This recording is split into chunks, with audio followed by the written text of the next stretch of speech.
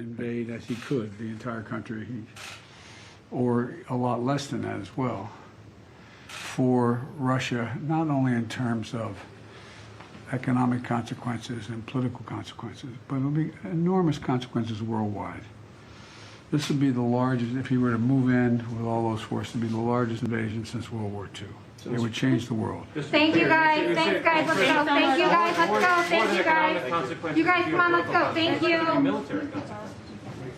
There's not going to be any American forces moving into Ukraine. When we were in Japan. All right, right there, President Biden. No American forces going into Ukraine. That's been one of the issues and concerns, of course. Let's bring back Chad Wolf. Chad, your reaction to the president and his handling of what's going on with Ukraine. Obviously, right there saying no American forces. Yet we do know up to 8,500 have been authorized to be on a higher alert standing in case NATO needs them. Now, maybe they're in a different function, a different mission, which has yet to be defined. But it sounds like at the very least they wouldn't be sent in to the country itself to deal with the Russian troops on the border. Well, I think the ultimate question here is whether any of this is having any effect on President Putin in Russia. And I think what we've seen over the course of this administration is a foreign policy that's not built on strength, but instead weakness. And whether you talk about the disastrous withdrawal of Afghanistan and other incidents around the world, I don't know that this administration is really projecting strength in its foreign policy decisions. And so when the president makes statements such as this and others, you just have to wonder at the end of the day, do our enemies and our adversaries really fear us and believe that we will do what we say that we will do at the end of the day? And I don't know that we are actually portraying that through this administration. Yeah, part of what he was also saying there, completely impromptu, by the way, which is new for President Biden. He seems to be doing that more and more often now.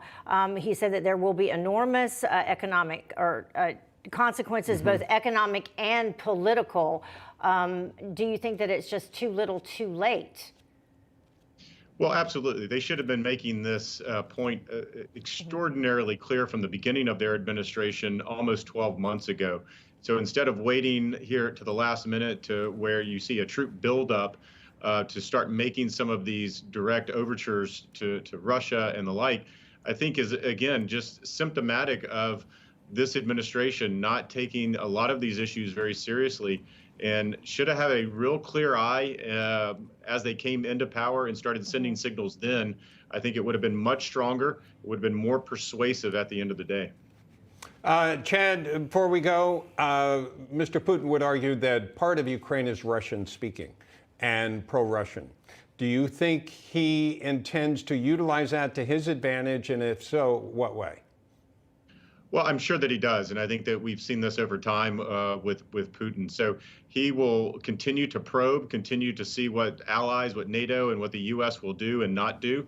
He's looking at our reactions around the world, whether it's with China and the lack of actions with China, how we operated out of Afghanistan, and he's seeing, essentially what he can get away with. And I think it's one thing to say, have these words come out of the Biden administration. I think actions in this case speak louder than words, and I think we need to be very strong with Putin and with Russia. All right, Chad Wolf, thank you so much for joining us. Thank you.